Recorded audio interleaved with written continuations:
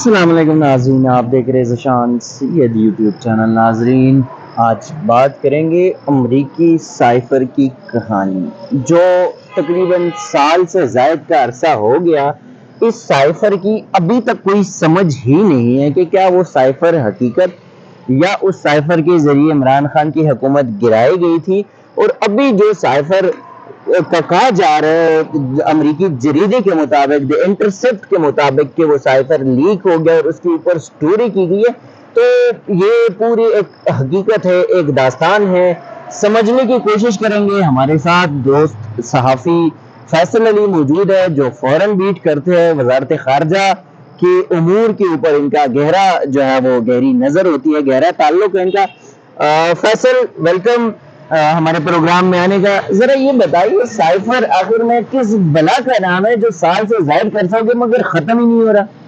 Thank you very much जी जिशान साहब। Basically cipher तो एक डिप्लोमेटिक कम्युनिकेशन का नाम है, एक ऐसी कम्युनिकेशन जो कि बहुत ही चूज़न और बहुत ही मखसूस लोगों के साथ शेयर होती है। दूसरे ममालिक में मौजूद सफ़ीर जो हैं वो अपने वजारत खारजा को भेजते हैं। इसकी एक कॉपी फॉरेन ऑफिस रखता है और दूसरी वज़ीर-ए-आज़म ऑफिस जाती है, और उसमें ज़रूरत जो है वो अस्करी हुक्काम के साथ भी इसकी कॉपी जो है वो शेयर की जाती है।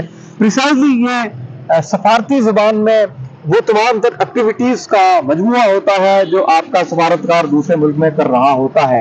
ये वाज़ेह है कि उसमें पब्लिक और प्राइवेट तमाम तरह की एक्टिविटीज़ जो हैं वो राइट डाउन होती हैं, लेकिन ऑफिशियल सीक्रेट एक्ट के मुताबिक इसको आप कभी भी डिकोड नहीं कर सकते स्पेसिफिकली पब्लिक के लिए, क्योंकि हाईली सिक्योरिटी कंसर्न्स होते हैं इसके हवाले से। तो इस वक्त जिस स्टोरी का हवाला दिया जा रहा है, दी इंटरसेप्ट की स्टोरी का, सबसे अहम ये कि ये स्टोरी यहाँ पाकिस्तान में मीडिया हाउसेस के दफातर के उस वक्त हाथ लगी जब पाकिस्तान का वजीर खारजा अपनी कारकर्दगी और अपनी वजारत खारजा की जितना कंडक्ट था उसको लेकर एक ब्रीफ प्रेस कॉन्फ्रेंस कर रहा था, और जैसे ही वो प्रेस कॉन्फ्रेंस खत्म हुई तो ये दी इंटरसेप्ट की स्टोरी सामने आई।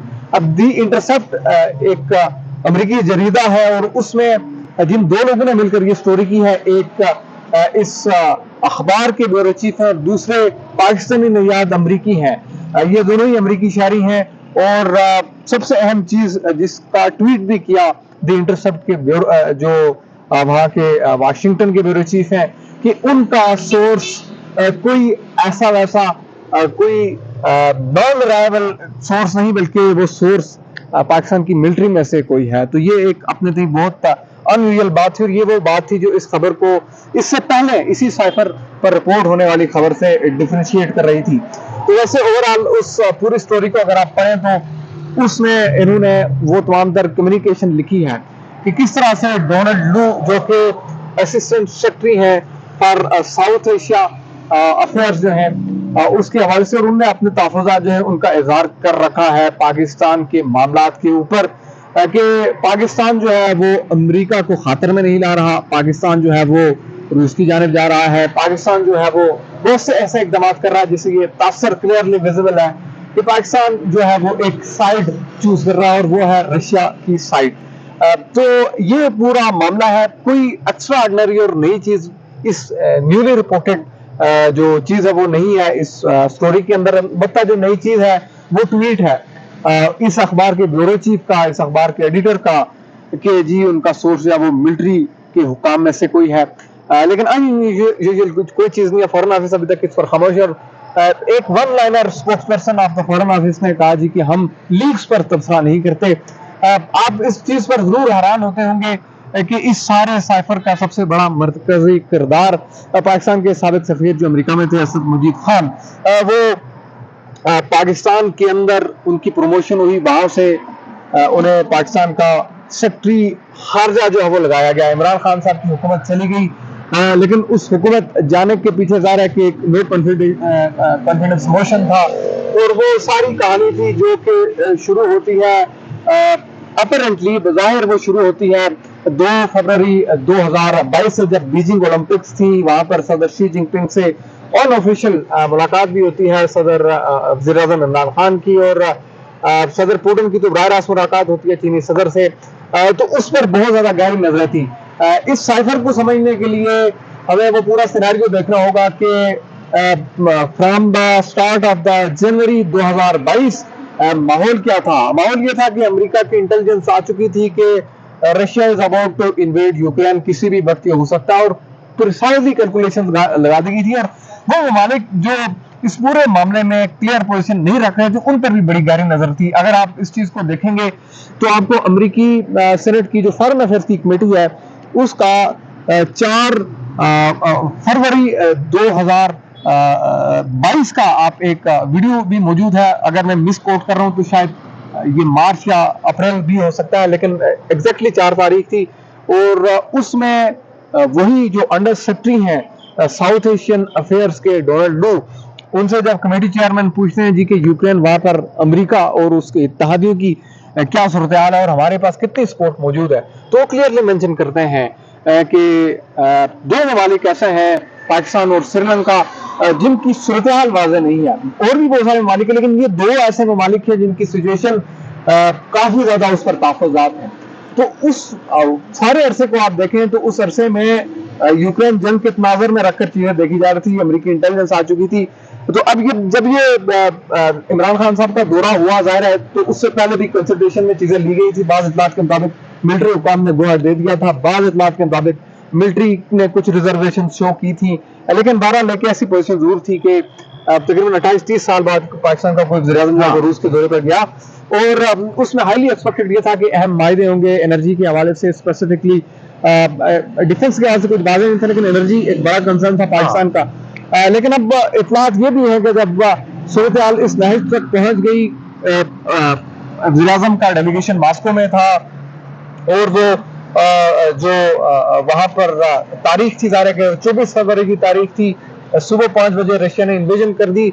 उसी वक्त अमरीकी आला ओहदेदार जो है नेशनल सिक्योरिटी एडवाइजर, उन्होंने इमरान खान की टीम के साथ रब्ता किया, जिसमें ज़ाहिर है कि इमरान खान के उनके नेशनल सिक्योरिटी एडवाइजर उस वक्त जो मोहित यूसुफ थे वो मौजूद थे, और उस वक्त ये कहा गया बाज़ इत्तलात के मुताबिक कि आप इस दौरे को मुअख्खर करें।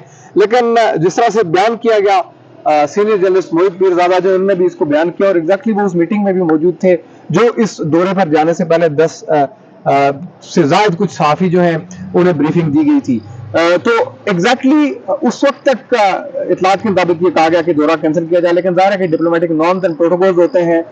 उस वक्त तक इमरान खान के लिए रशियन मिलिट्री का एक जो गार्ड ऑफ ऑनर था वो भी तैयार था, सारे इंतजाम थे, तो वो रिवर्स नहीं हो सकता था। अच्छा फैसल, तो ये बताए कि यानी कि इमरान खान का जो बयानिया था कि अमरीकी साइफर या हमारे रिजीम चेंज में अमेरिका का हाथ था और उसमें हमारे कुछ मुख्तदिर हल्की भी थी, तो फिर तो बज़ाहिर यूँ लग रहा है कि इमरान खान अपनी उस बयानी पे ठीक थे, वो सच कह रहे थे।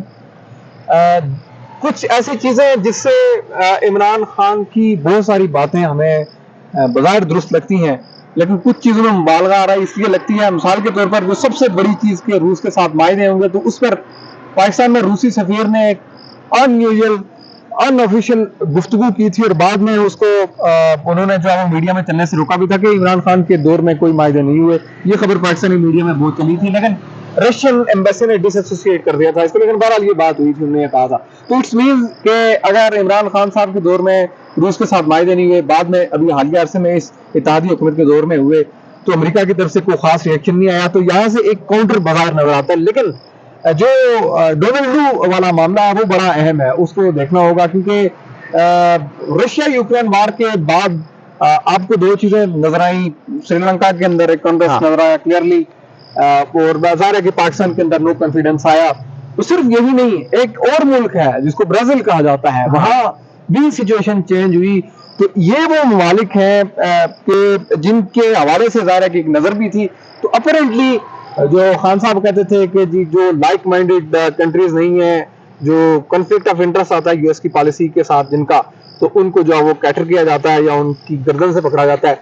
तो यूक्रेन वार के कंटेक्स्ट में हमें ये चीज तो समझ आती है, लेकिन ओवरऑल सिनेरियो में ये चीज थोड़ी सी कॉम्प्लिकेटेड है बहरहाल। अच्छा अभी ये बताएं इतना शॉर्टली, चूंकि टाइम हमारा कम है, कि अब चूंकि चेयरमैन पीटीआई और साबिक वज़ीर-ए-आज़म इमरान खान इस वक्त जेल में हैं, और एक अमरीकी जरीदे को जो है वो साइफर लीक हो जाता है, और बकौल उनके कि उनको आर्मी के एक बहुत बड़े ऑफिसर ने ये दी है, ये इंफॉर्मेशन दी है तो अगर कोई कार्रवाई हो जाती है तो क्या ये कार्रवाई इमरान खान के खिलाफ होगी या उस जो पाकिस्तानी आर्मी के जो जर्नल है या जिस बड़े ऑफिसर ने ये लीक की है उसको होगी, या इमरान खान के लिए क्या खतरात हो सकते हैं? शार्टली थोड़ा सा बता दीजिए। इसमें एक पुरानी चीज तो पहले से ही साबिक वज़ीर-ए-आज़म के ऊपर तलवार की जरूरत लटक रही है। उनका अपना कोर्ट है कि साइफर की कापी उनसे गुम हो गई और उसी मामले पर शायद उनके प्रिंसिपल सेक्रेटरी जो हैं उन्हें भी काफी टफ टाइम का सामना करना पड़ा और इस पर वज़ीर दाखिला कह चुके हैं कि ऑफिशियल सीक्रेट एक्ट के तहत कार्रवाई की जाएगी।